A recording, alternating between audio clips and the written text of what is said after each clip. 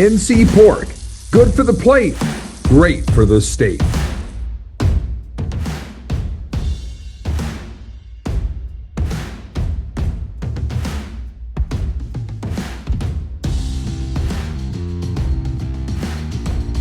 I am your host, Mike Waddell, and I am joined by the two coordinators here on our North Carolina Sports Network football team. Our offensive coordinator, the greatest recruiter in the history of college football. He's a 2013 national champion at Florida State. We're talking about the Hall of Famer himself, Tim Brewster. And to our right, he is the defensive mastermind and the pride of Guilford County, a 1996 national champion Florida Gator. We're talking about the man, the myth, the legend, Jim Collins. And gentlemen, we are almost halfway through the 2025 regular season in college football here in the Baltimore State. And so far, our Big Four have put up small results. Very underwhelming, as North Carolina has yet to play in the ACC, but the Tar Heels are 2-2. NC State is 3-2, but a disappointing 1-2 in the Atlantic Coast Conference after a very disappointing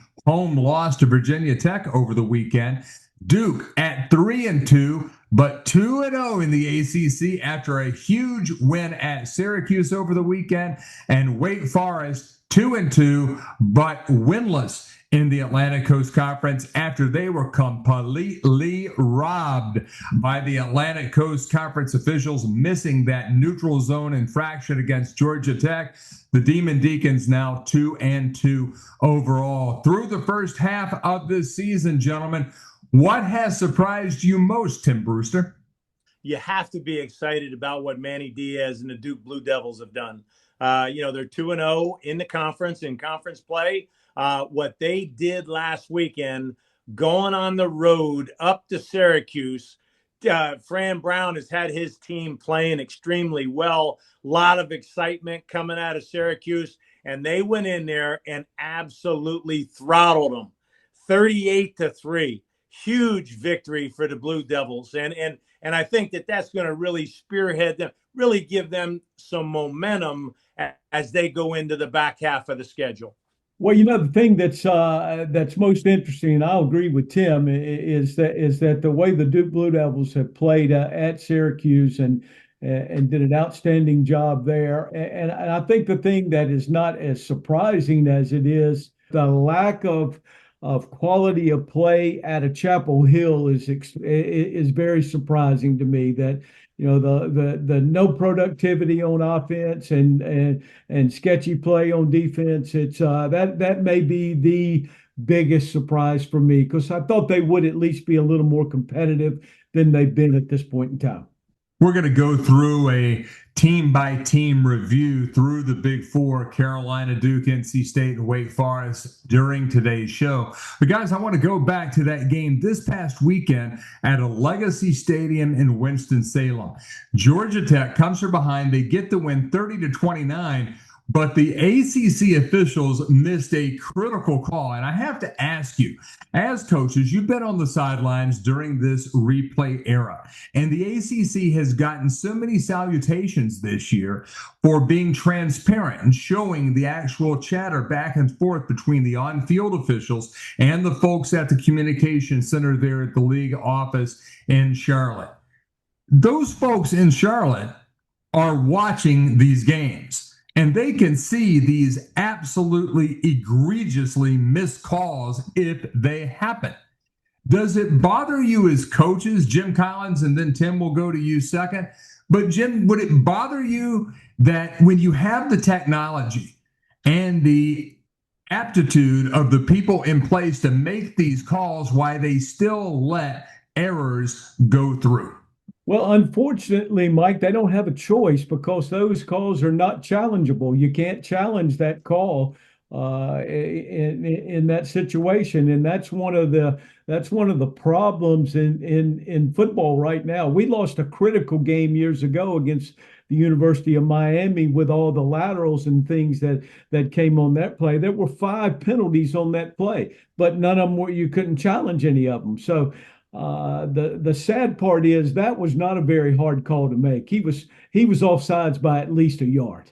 Mike, I've never been so embarrassed for for a league, than I am over that call right there. And what it did was absolutely rob Wake Forest and that group of kids who poured their heart and souls. The coaches poured their heart and souls in it to go win a big time game against an opponent that they weren't supposed to beat. Okay, I don't know what the spread was in that game, but it was big, for Georgia Tech, and for them to miss that call. You used the term egregious, and I just couldn't agree more. I just think it's an embarrassment, is what it is, Mike. It truly is. It's embarrassing because there's no way that you can justify making a call like that when you have a chance to review it. The call should have been made and the game should have been over, and the Wake Forest Demon Deacons should have won the ball game. You got to hand it to Jake Dickert to have his team ready to play. And it's also a nice wake-up call, I would think, for Brent Key and Georgia Tech to know that they can't take anybody for granted. And I mean, okay, so what's the commissioner do? The commissioner calls the head coach. He calls Dickert, and he say, hey, listen, I'm sorry. You're what? I'm sorry, okay? I'm going to tell you what, sorry in our business does not help put salve on the wound, okay? And there's a serious wound there. And it just, golly, my heart just absolutely was broke over the fact that the Demon Deacons did everything they were supposed to do to win that ball game, and they absolutely took the game from them. And I just have a hard time. Hopefully the officials have a hard time sleeping and living with it, and they just don't move on and say, oh, next game. Jim, that Miami Duke play that you talked about, that kick return where they had 5 penalties that were evident on the replay afterwards, that has to still chap you pretty bad, because I mean that comes up a few times every year. Somebody will throw that up. It'll be one of those late night blooper shows that you'll see. Sure. What was it like dealing with Coach Cutcliffe and the rest of the Duke staff after you went through that a few years ago there in Durham? Well, Mike, Tim, we had played our ass off that day, and we had actually played extremely well with great emotion, and had come back, and it had felt like that we had solidified the game. And that game ranks, and I try to rank the most exciting games that I've ever coached in and the most heartbreaking games I've ever coached in. That game is in my top 5 of most heartbreaking games I've ever been a part of. To be in that position with no time left on the clock and to watch that happen, it was just absolutely heartbreaking for that team and for the coaches. David Cutcliffe handled it unbelievably, with great class and with the media and et cetera. And Tim is right. I'm sorry doesn't do crap for you, and it doesn't do crap for those players in that locker room that have played their ass off and given everything that they have. So it's unexcusable, or inexcusable, whatever word that you want to choose to use. And I'm going to say this, I would hope that the line judge or whomever was supposed to make that call, I would hope that he is suspended for at least a couple of weeks in this league. Obviously, it's not a reviewable call right now, but what type of process is there for coaches here in 2025 to try to get that rule adjusted? Does that have to happen at the conference level? Does it happen at the national level? Is that something that the AFCA could do? Is it something that the coaches feel comfortable with ceding more control to people who aren't at the game as opposed to people looking at? I never really did understand that little box that they look into. And, it's about the size of a computer monitor. And we know how, troublesome computer monitors can be sometimes. Now you put it outside in the elements, and then all that stress as opposed to people in a controlled environment. It would just seem it would be a lot better if everything was under the watchful eye of Big Brother. But then again, it does, man, that sounds good until you think you've won a game and then somebody says, oh, but wait, not so fast, my friend, like Lee Corso coming from the heavens. I think we'll all sleep a whole lot better if these calls are reviewable and we can live with the right call being made. That's the whole key. That's all we want as coaches, is make the right call. I'll live with whatever the call may, but just get it right. And the fact that it's not reviewable, why? Why is it not reviewable? It takes 10, it take 50. That call would have took 10 seconds for them to look at it, say that there was a movement foul on that play, and hey, game's over. Wake Forest, go celebrate, man. You ask about whether this is a conference thing or a national thing or an AFCA. I think the push would have to start from the AFCA, in my opinion, but it would have to be national. It would have to be something that would be passed all the way across the board. One conference could not do it one way and another conference the other. But I think there's going to be pressure exerted throughout the country with things like that continuing to happen. Need insurance? Go to a team that's got your back. The Lawson Insurance Group, run by the Lawson brothers, right here in Raleigh. They deliver real service, smart protection, and the kind of trust that's hard to find these days. Find them online by searching Lawson Insurance Group. That's Lawson, Lawson Insurance Group, and tell them DG sent you. Let's take our look now at the Big Four. We're 4 or 5 weeks into the 2025 season here, and let's start out in Chapel Hill. They just had the week off. Coach Bill Belichick's blueprint of NFL discipline and college growing pains unraveling with every week. Something new for the Tar Heels. It seems like they're losing players, but maybe not players that were really going to be difference makers anyway. Carolina 2-2 overall. They have lost their big games to TCU on Labor Day Monday, and they also lost their most recent game on the road at UCF. They have wins against Charlotte, in-state rival, and Richmond out of the football championship subdivision. Next up for the Tar Heels is Clemson this weekend. Some of the obvious issues right now, gentlemen: quarterback instability. Is it going to be Max Johnson this week, or does Freddie Kitchens still ride that horse named Gio Lopez that comes in from South Alabama? The Tar Heels still getting some buzz on the recruiting trail, but how long is that going to last if they cannot win games? Jim, I'm going to ask you first. How would you attack this North Carolina offense and cause some more confusion in that quarterback rotation between the starter Gio Lopez and the guy who a lot of people expect to be taking the field this weekend at Kenan Stadium in that high noon game against Clemson, and Max Johnson?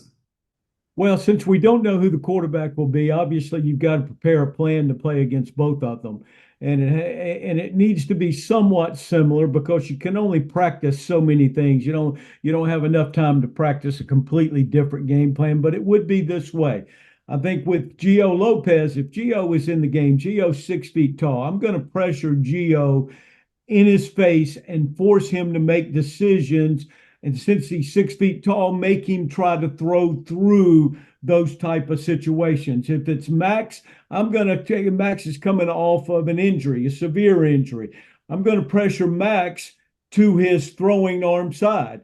Force him to move in the pocket away from the throwing arm side and make him throw opposite. The big thing is Carolina has struggled to run the football at times, so you got to control and not let the running backs get started. They've struggled to handle movement up front offensively, so it would be movement, it would be direct pressure, it would be edge pressure with sim blitzes. And with 5-man pressures, with man coverages, because I really think they only have 2 quality receivers. And those 2 quality receivers, I think you can double one of them and put your best corner on the other, and then you've got them neutralized at that point.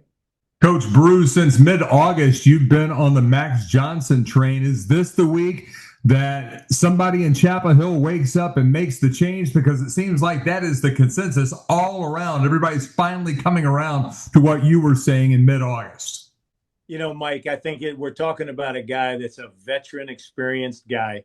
This guy right here has played in the SEC.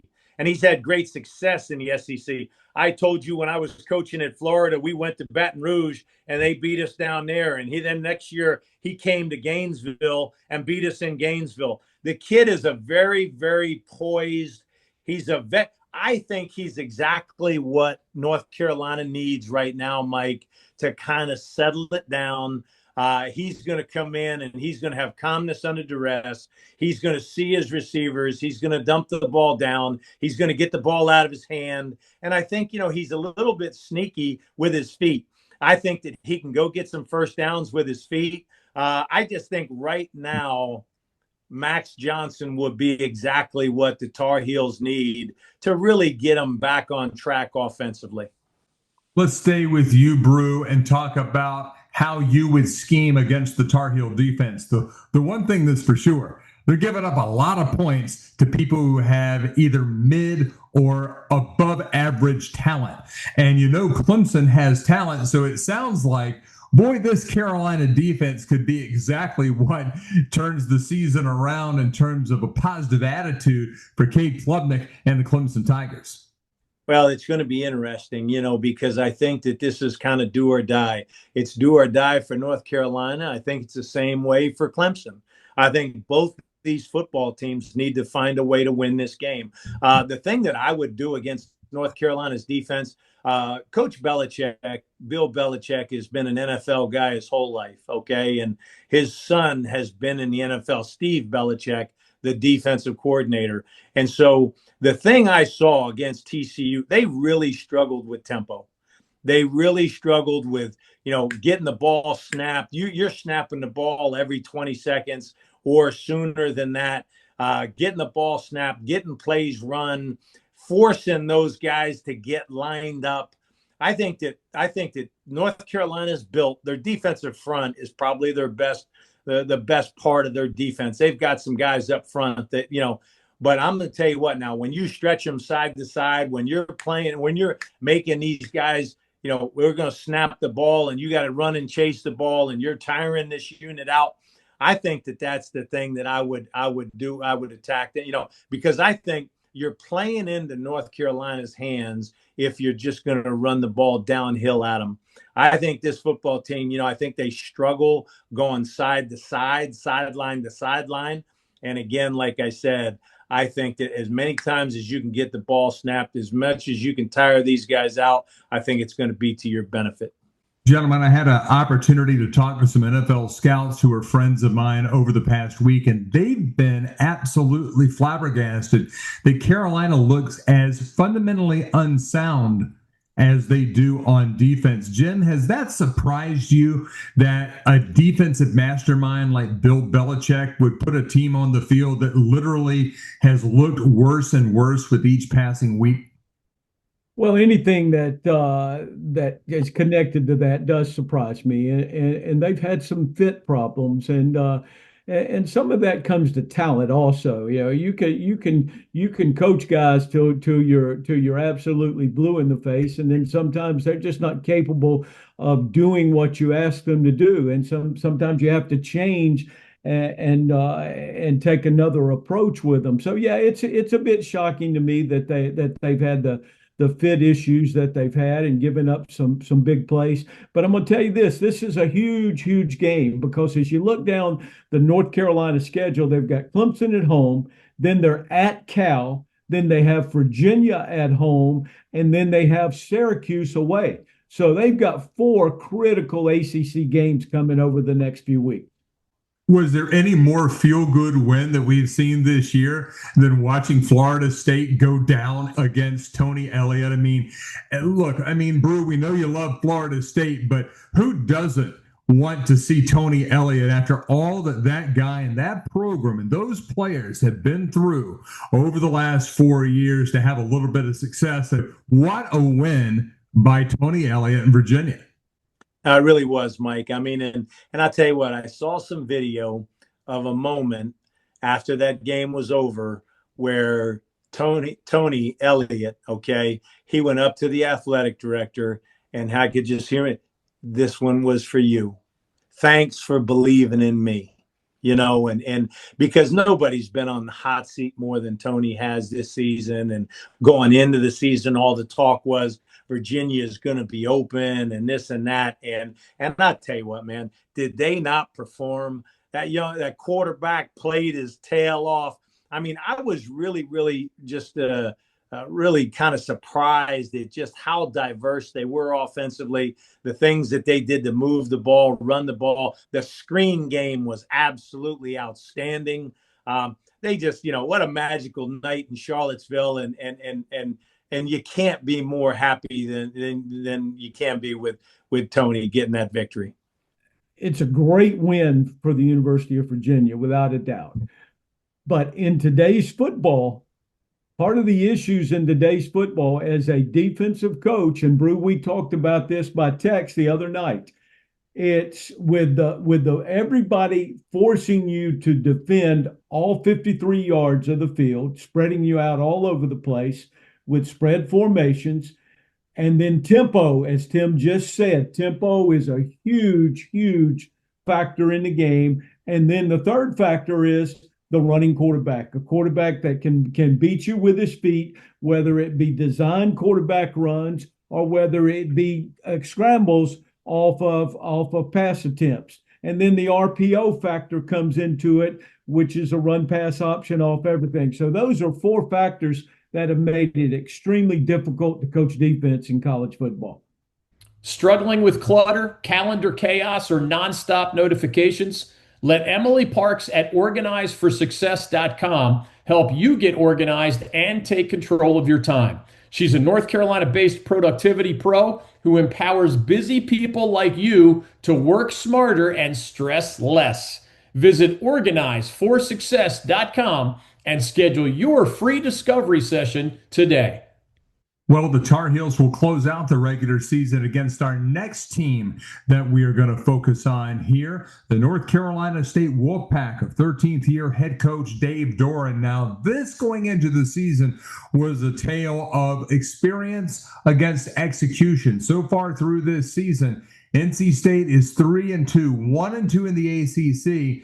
They got really fortunate with that come from behind home win over UVA, but they couldn't close out their Commonwealth sweep against Philip Montgomery, the interim head coach of the Hokies, coming in their first game after the coaching change with Brent Pry, and they drop the Wolfpack at home.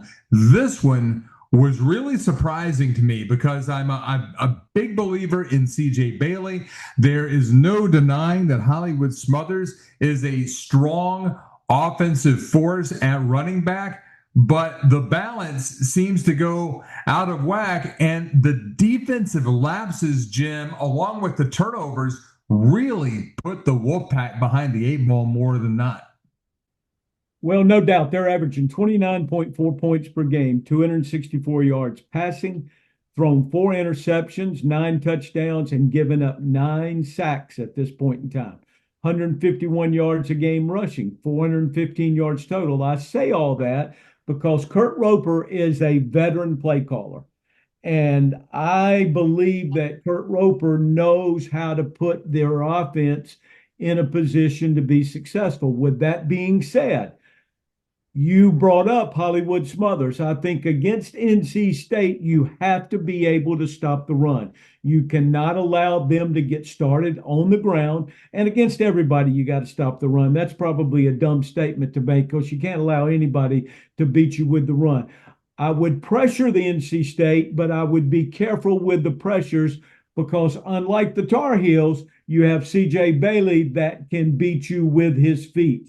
He has scramble ability and he has called run ability that can make it difficult for you if you choose to pressure them in certain situations. So I would pressure, but we would be in with less frequency. This offense has potential if they don't turn it over and they don't allow sacks. Plus, they've had a high percentage of penalties. This offense has potential to be a good offense. Whether they will turn into that or not will be interesting to see. They've got a chance to get healthy this week against Campbell in a game that will be interesting in itself. They've gone through some tough things with DJ Elliott, the defensive coordinator, and his wife losing their daughter, and they have quite a few injuries, which I'm sure Brew will talk about on their defense. It's been an issue for them also.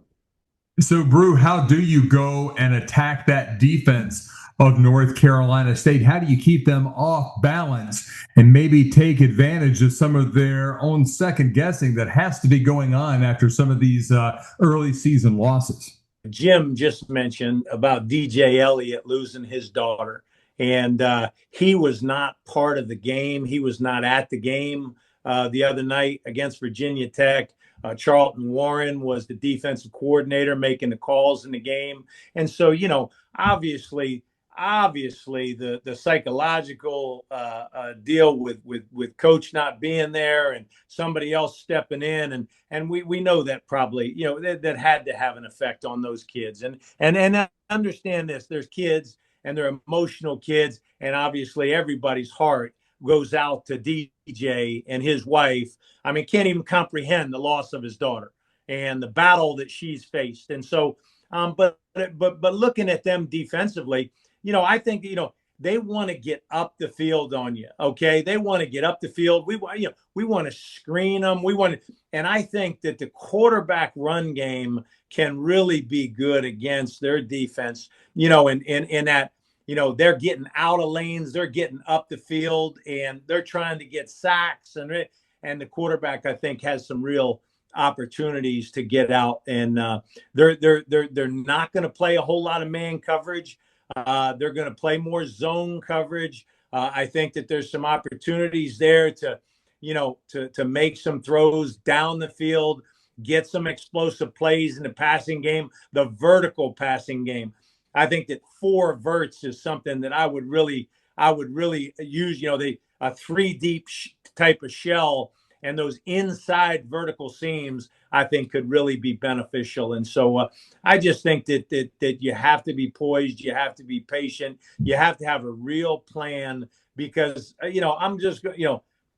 NC State is going to be well coached. They are going to be fundamentally sound as a defense. And so you just have to pick your spots to attack.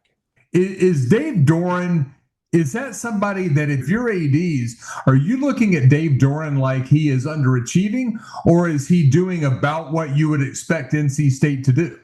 Dave's been there a long time and has had 13 years. 13 years, and has had moderate success. So I think you have to go back and you have to evaluate where they are overall and as the season goes along. But let me say this about the Wolfpack.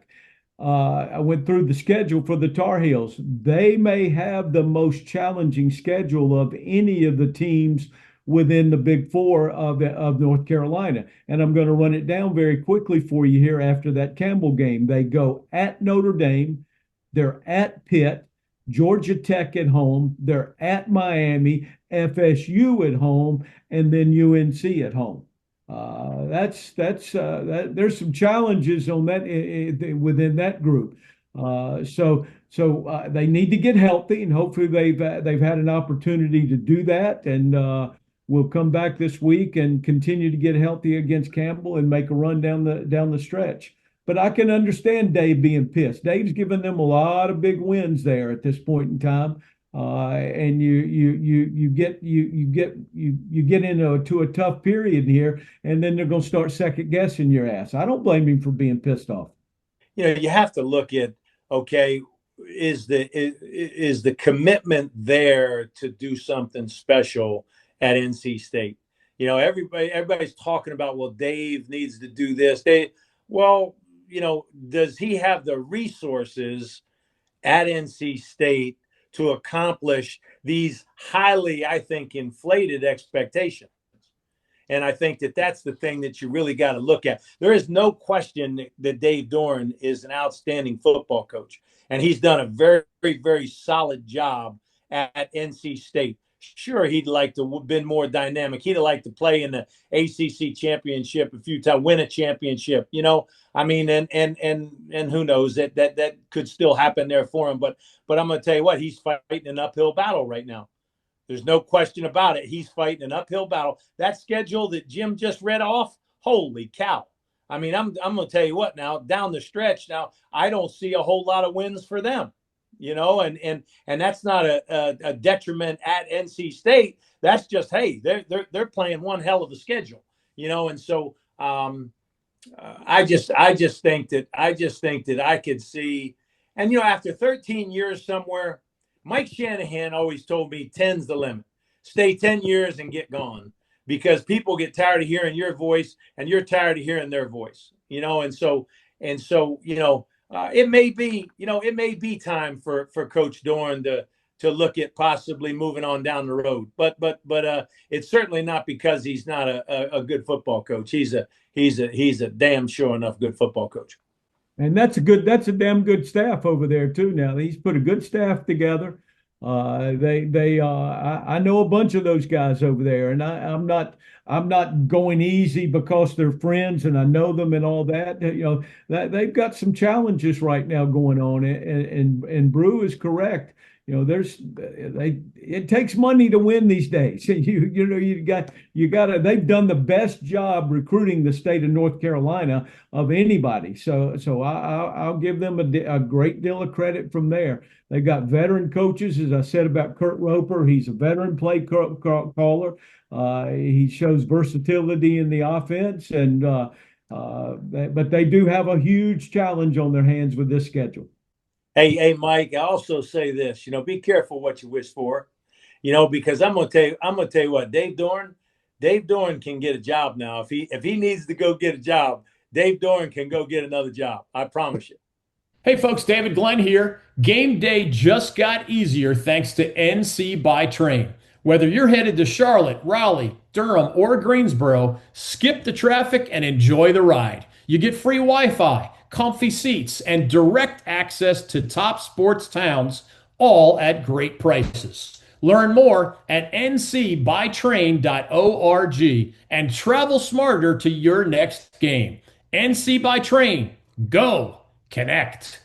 One place there will not be a coaching change in 2025 is at Duke University. But the question about the Blue Devils, do they have momentum or are they a blue mirage? The Blue Devils right now 3-2 overall, but 2-0 in the ACC.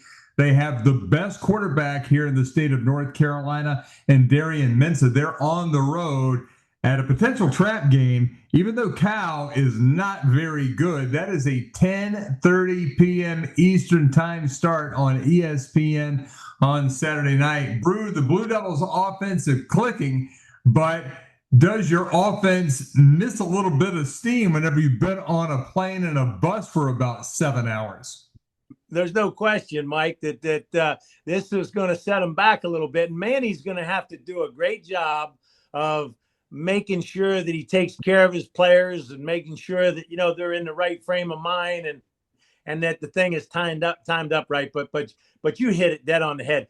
Mensah's big time. I mean, he's a big time quarterback, and I think he's going to give him a chance to win. We talked about it earlier. Holy cow. Who would have thought that Duke was going to go to Syracuse and win 38-3? I'm going to tell you what, you talk about respect now. I'm going to tell you what now, Manny Diaz is getting a whole bunch of respect across the country, and he's lost a couple of tough games. He lost a tough game to Illinois. That football team is playing tough, hard-nosed football. And I'm going to tell you what, on the defensive side of the ball, shoot, they bring them from everywhere. They're going to blitz you. They're going to attack you. I mean, they're going to get after you downhill. And I just think that Manny Diaz, Mike, has probably done as good a job as anybody in the country at building his football team, at preparing his football team to play, like he's doing. Jim, I have to ask you, out of all your years in Durham with Coach Spurrier and Coach Cutcliffe, now I'm going to put you on the opposite side from the Blue Devils, and I'm going to make you attack this Blue Devil offense. Now, they struggled, as Brew alluded to, against Illinois in that 45-19 loss in Durham. And then they lost a very disappointing game, though they did make a rally late, 34-27, down in the Big Easy against Tulane. What is this offense for Duke, and how can opponents keep them off balance and replicate the success that the Illini and the Green Wave have had against Duke? Well, I think the key thing that you have to do, because Duke has playmakers. I love the quarterback. I think the quarterback is cool in the pocket. He has a good arm. He knows where to throw the football. They've done a great job building a package around him at the Blue Devils. He keeps plays alive. He knows when to throw the ball away. So I really like him. I also like both the running backs. The freshman running back, they really have three of them with Moore, but the freshman running back Shepard with Moore, and then Castle, the transfer from App State. I really like those guys. I think they're physical. They do a nice job with the ball. They're averaging 471 yards a game of total offense, 152 rushing, 319 yards passing. So, as a defensive coach with a quarterback like Mensa, you would like to be able to play what we call shell coverages. You'd like to be able to play quarters. You'd like to be able to play too deep and commit more people to stopping the pass. The thing that the Blue Devils can do to you right now, though, is if you give them short boxes, and what I mean by a short box, I'm talking about a shortage of people to stop the run and fit all the different gaps when they create different gaps. If you give them a short box, they're capable of running the football well enough to create issues for them. So the key to defending the Blue Devils is that you've got to be able to play some man-to-man, which Illinois was able to do and have some success doing that. You got to be able to get the extra guy into the box to defend the run, and your disguises have to be really good to try to confuse the quarterback and not give him pre-snap keys on you. I would not pressure this guy very much. I think this guy really thrives off pressure. I think you're better off defending him and maxing the box at times and then playing shell coverages at times. Brew, when you look at this Blue Devil defense, how would you attack them offensively and have that success? They're not the biggest front, and so I think Illinois really had some success running the football, being physical, getting downhill, gap scheme stuff. And what I mean by that, pulling backside guards and double teaming the front side. I mean, really being physical, trying to set a physical tone to the football game. And I think that's the kind of party that you got to get into when you're playing Duke, because Duke, they're, like I said, they've got some guys that can run. Their linebackers are a little bit lighter. Up front, they've got some guys that can rush the passer, but again, it's taking on these taking on two blocks, taking on two. I think that it's the whole key to success against them is really getting them into a physical game. We'd like to keep this thing nice and tight in the phone booth, and I think if you make them play that kind of game, it'll certainly be to your benefit. Duke has 7 games remaining this week at Cal. They're also on the road at UConn, on the road at Clemson, and on the road at North Carolina. They have home games against Georgia Tech, Virginia, and Wake Forest. So the Blue Devils still have a shot to make a pretty good run at a healthy record and a bowl game. Michael Berard, Managing Director Investments with the Founders Group at Stifel, works with a select group of high net worth individuals and institutions to develop and implement investment plans tailored to their specific objectives and risk tolerances. If you are interested in highly personalized, well-researched guidance and outstanding personal service, you can contact Michael at 984-364-2002. That's 984-364-2002. Stifel Nicholas & Company Incorporated, member SIPC and NYSE. Let's move on and talk about the Wake Forest Demon Deacons. First-year head coach Jake Dickert, a new coach, but the same growing pains it seems to be in Winston-Salem. But they are making some progress. They're 0-2 in the ACC after that disappointing loss at home, blowing the double-digit leads twice against NC State, and then the aforementioned game that we talked about from last week against Georgia Tech. Jake Dickert in his first year coming in from Washington State. They go from a slow mesh under their previous head coach to a tempo offense. And what does that mean, Jim Collins, a tempo offense for Wake Forest? And how much of a challenge is that for their personnel to adjust to that type of a tempo change? I think Wake Forest with Dave Clawson, they were a no huddle team anyway, but a tempo team is very different from a no huddle team. I don't mind playing against no huddle teams because no huddle teams come to the line of scrimmage. They stand on the line of scrimmage. They let you see their formation. So you've got a chance to go through your call sheet and make your call off of it. A tempo team is a team that comes directly to the line of scrimmage very quickly, has their call, makes their call, and they're snapping the ball within 25 to 30 seconds. Tennessee is a great example of that. I don't know that Wake Forest is that quick off of it, but with tempo, it really accelerates what the defensive coordinator has to think about and has to have the call in mind. It also makes it very difficult for the rest of their staff because with the coordinator, you're wanting to hear what personnel they're in. You want to know what hash the ball is on in college football, and you want to know the down and distance. So all of a sudden, you got all those factors happening to you, and you've got to make a call within 30 to 35 seconds. The thing that's helped a little bit for you in college football now, unlike it used to be, is that linebacker or whomever you have on defense has that microphone or that hearing device in his ear where you can make the call directly to him. But it's still got to be communicated to everybody else.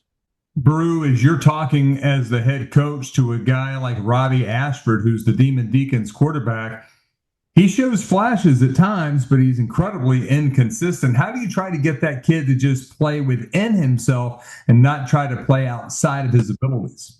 Give him some easy completions. Start the game and make sure. I always like to, I'm going to throw the ball on the first play of the game offensively, and I'm going to make it. It's going to be a completion for the quarterback. I'm going to, whether that's a swing pass to the back, whether or not it's a hitch outside, whatever. But he's got to instill confidence in Robbie Ashford, and he just right now he's in a new system, new verbiage, everything's new to him. Ashford's coming. I believe he's coming from Auburn. And so he's got to. Dickert's got to do a good job of instilling confidence in this young guy. And getting him some things that he really, let him use his feet. I always like to get the quarterback a run early in the game so that he can get hit a little bit, bounced around a little bit, feel like, okay, now I'm in the game. Okay, game on, let's go. But I think that's the whole key. I think you can script success at the beginning of we always scripted 15 plays, Mike, and the first 15 plays we scripted and we'd sit down with the quarterback and go through every single play with the quarterback and make sure he was 100% comfortable with all aspects of every first 15 call, and that way I think that you, again, like you said, you're giving him a chance for success and you're going to elevate this kid. You're going to make this kid, because I'm going to tell you, if the quarterback feels good about himself, if he gets off in a very positive way, good chance good things are going to happen. When you talk about scripting 15 plays, and I want you both to answer this, and Brew, you can start out. Jim, you bring it home. But when you script 15 plays, you know what your first 15 plays are going to be. At what point do you start worrying about what plays 16, 17, and 18 are going to be? I mean, is that something that you're just calling? Is like you're like a jazz musician, you're going with the flow at some point? Well, obviously, how do you make that all come together? Yeah, obviously, Mike, you're hoping that you're in good rhythm with your calls, with your play calls, with your first 15. And you say, well, this is the first 15 script. Well, you get off the script depending upon the situation. you may be a third and short call, and you didn't have, that wasn't on the script. So again, the play caller has to just roll with the situations, okay, and make sure. And the play caller is so vital. I mean, so in having a feel for his team, and particularly having a feel for his quarterback. And then once you get off the script, once you've been through the first 15 plays, then you're just working off your feel of the game. And it's all about situational football at that point. First 15 plays, yeah, most everybody does that. Some people do it to a higher degree than others, but the thing from a defensive standpoint is, and Brew, you can comment on this anywhere you'd like. What they're doing with that is they're trying to see how you're going to defend certain formations in certain plays. And they're looking for your tendencies. From a defensive standpoint, they've probably scripted you and they want to see how you're going to line up against those various formations in those plays. And then from a play caller standpoint on defense, if they come out in what we call speed trips, which are 3 wide receivers to one side and a tight end on the backside, a lot of people are going to find out how you're going to defend that, because that's a difficult formation for you to defend. They're going to give you various personnel groupings. Say, what are they going to be in? Are they going to be in nickel? Are they going to go to dime? Or what personnel are they going to have in the game? And we're doing the same thing. What are they going to be in? Are they going to be in 10 personnel? Are they going to be in 11 personnel? Do they script us in 12 personnel? So that predicates what you're going to call as you work your way through the game. Is what is their plan? You've planned for all those different situations by personnel groupings. The easy ones are the ones that line up in 11 personnel or 12 personnel all the time. The difficult ones that are the ones that can line up in 10, 11, 12, 21, give you various motions, give you all the shifts, get in no huddle and do all that. Those are the ones that cause problems. The ones that usually line up in 11 and 12 and let you look at them, usually they think they're a hell of a lot more talented than you are, and they're going to kick your ass with their talent.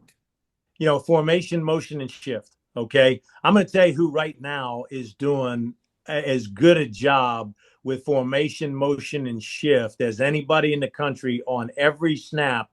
They took a 6'7", 357-pound offensive lineman and lined them up as a wide receiver.